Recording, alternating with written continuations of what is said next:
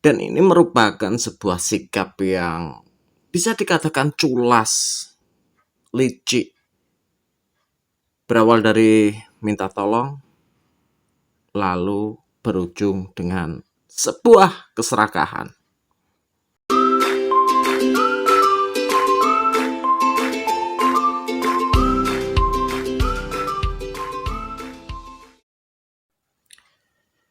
Halo, assalamualaikum warahmatullahi wabarakatuh, sahabat zona cuan, dimanapun kalian berada. Ini yang lagi anget nih, yang lagi anget kita mau bahas ini, teman-teman semuanya. Yang lagi anget itu adalah kasusnya si Omay ya, Faridin Nurhan, food vlogger, yang kemarin dibahas dan disinggung di banyak sekali media sosial, yang menceritakan bahwa dia itu diminta untuk mereview sebuah warung ya, warung di daerah Jawa Tengah nih, Banyumas, bilangan Banyumas.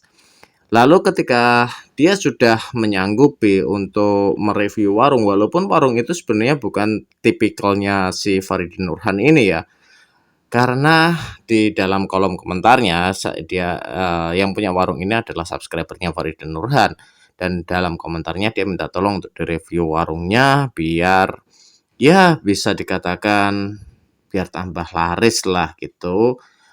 Soalnya pada saat ini posisinya sedang kesusahan ya, ada keluarganya yang sakit untuk tambah-tambah biaya pengobatan dan lain sebagainya, seperti itulah kira-kira. Dan disinilah disinilah kejadian-kejadian yang tidak mengenakan menurut versinya Faridin Nurhan itu terjadi. Ya, digetoklah dengan angka 8 juta. Wah, bayangin aja. Untuk sebuah warung yang menunya soto dan bakso, habisnya 8 juta, guys. Logikanya gini lah, logikanya aja. Kalau memang kondisi ekonominya memang lagi susah.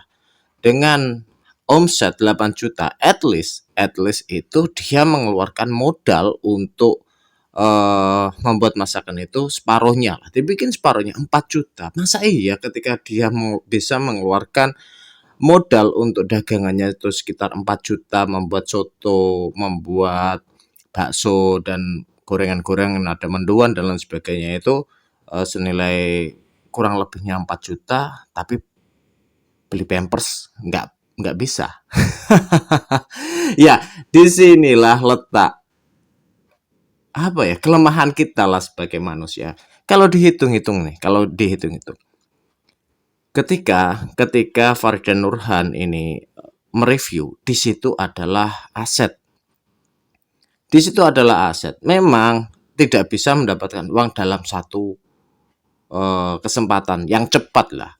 Paling tidak banyak orang yang mengenal warung yang direview. Warung yang direview Faridin Nurhan ini paling tidak banyak sekali yang mengenalnya.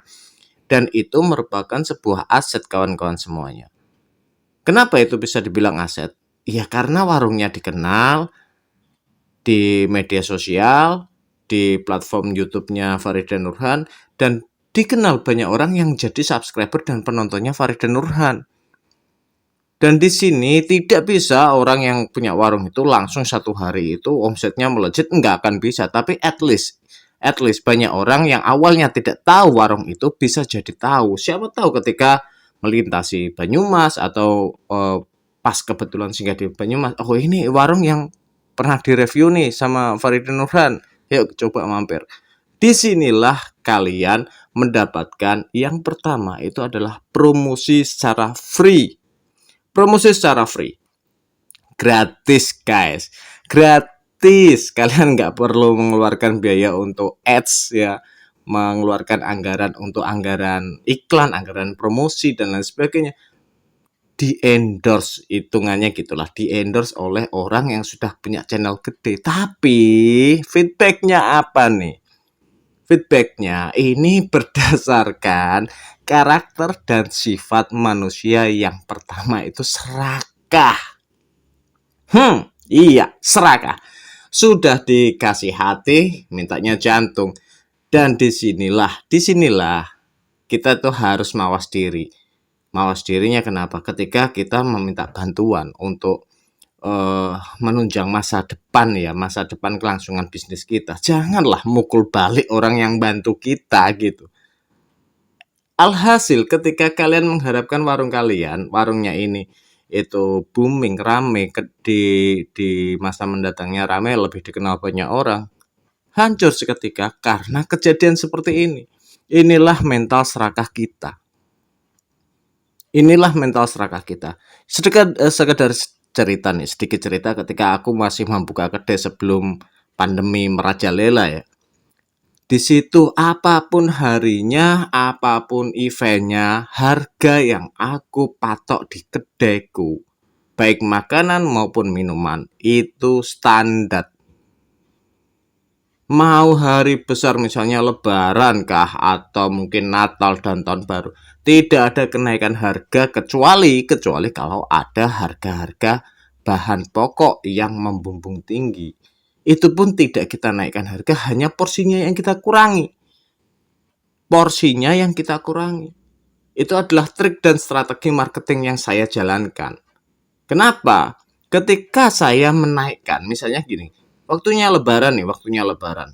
Oke lah, mereka belum tentu kesini lagi. Harga yang standarnya satu porsi misalnya 10.000 dijadikan 20.000 atau 25.000. Mereka mungkin tetap bayar sih teman-teman, tetap bayar.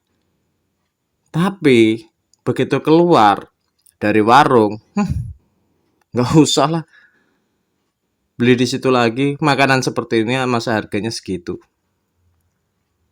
Dan ini sekarang ini banyak sekali dipakai nih. Terutama teman-teman yang buka warung, buka usaha yang mempunyai karakteristik mental aji mumpung. Mumpung lebaran nih, getok aja. Mereka orang-orang mudik nih, orang-orang jauh nggak mungkin kesini lagi ke depannya. Nah, kejadian-kejadian seperti ini kan sering. Makanya banyak sekali postingan-postingan yang mengeluhkan harga yang sangat mahal. Dan celakanya diposting di media sosial. Alhasil apa? Ya klarifikasi. Kenapa sih kita nggak satu kali kerja yang enak gitu aja? Bikin harganya yang standar mungkin. Nggak usah getok-getok banget. Toh itu kita dapatnya duit itu ya berdasarkan apa ya? Berdasarkan ketidakridhoan orang yang beli. Ya jelas itu nggak akan berkah. Kalau kita bicaranya berkah lah teman-teman semuanya. Kalau bicaranya berkah bakalan nggak berkah. Soalnya orang yang jajan atau orang yang beli di situ keluarnya pasti ngomel. Gimana mau berkah? Gitu. Dan kembali lagi ke kejadian Farida Nurhan ini. Mental serakah kita itu lebih dominan. Apapun alasannya. Ya. Dengan porsi 200 lebih itu sudah porsi tinggi hanya untuk kelasnya warung. Ya untuk kelasnya sebuah warung ya, warung bukan resto loh ya. Untuk kelasnya warung dengan porsi 200 lebih itu porsi yang cukup besar. Ya hitung-hitungannya sekali masak kalau 200 porsi soto sama bakso ya sekitar 4 juta lah. Wong hasilnya omsetnya aja 8 juta. Omsetnya 8 juta tagihan ya. Ini menurut tagihan kan. Tagihan yang nota yang diberikan kepada Farida Nurhan itu 8 juta. Otomatis paling tidak mereka mengeluarkan modal untuk masak dan lain sebagainya itu 4 juta. Dan di situ dikatakan untuk beli pamper saja susah. Gitu loh. Kita memandangnya karakter-karakter seperti ini ketika kita itu jualan nih teman-teman, punya usaha, punya bisnis, kuliner atau apapun. Mental karakter serakah ini jangan dipakai. Jangan dipakai. Kenapa? Jual beli yang tidak wajar itu akan menjatuhkan usaha kalian sendiri. Impactnya misalnya katakanlah dalam hal ini adalah warung David yang direview oleh Farida Nurhan.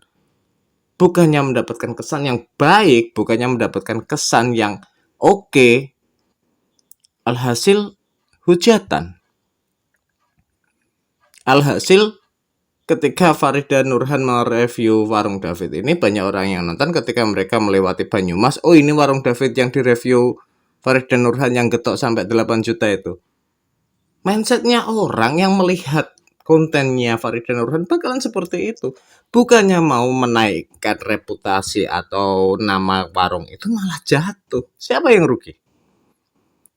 Ya yang punya warung sendirilah, guys. Inilah yang selalu kita hindari.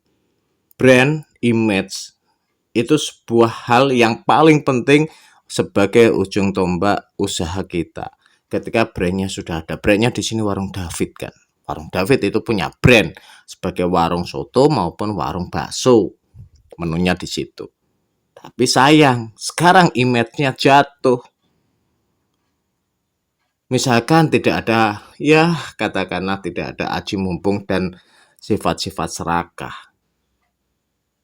Satu kali itu tagihan 2 juta. Itu hal mungkin kalau tagihannya sekitar 2 jutaan dengan orang yang ya sekitar 100-an ibaratnya, atau 200 atau 20, 50 sampai 100, 2 juta dan lain sebagainya, itu sebuah hal yang normal dan dapat apa? Dapat image yang baik.